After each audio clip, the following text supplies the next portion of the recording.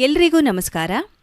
ಮಾನವನ ಜೀವನವು ನಿಸರ್ಗವು ನೀಡಿದಂತಹ ಅನುಪಮ ಅದ್ವಿತೀಯ ಕಾಣಿಕೆ.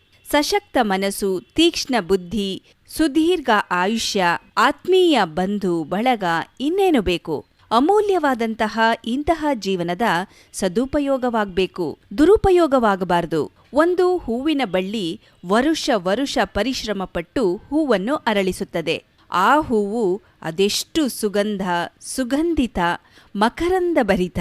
ಗುರುದೇವರಿಗೆ ಸಮರ್ಪಿತವಾದಾಗ ಅದರ ಜೀವನ ಸಾರ್ಥಕ.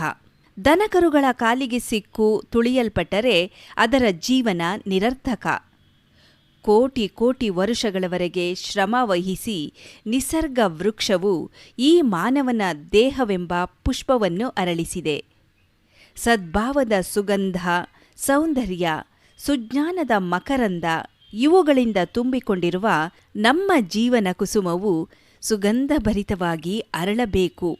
ಹಾಗಾಗದೆ ಕಾಮ, ಕ್ರೋಧಾದಿ ಪಶುಗಳಿಗೆ ನಮ್ಮ ಜೀವನವು ಆಹುತಿಯಾದರೆ ಅದು ನಿರರ್ಥಕ ಜೀವನ ಎಂದು ಪರಮಪೂಜ್ಯ ಶ್ರೀ ಸಿದ್ದೇಶ್ವರ ಸ್ವಾಮೀಜಿಯವರು ಬದುಕು ಹೂದೋಟ ಎಂಬ ಪುಸ್ತಕದಲ್ಲಿ ವಿವರಿಸಿದ್ದಾರೆ. ಧನ್ಯವಾದಗಳು.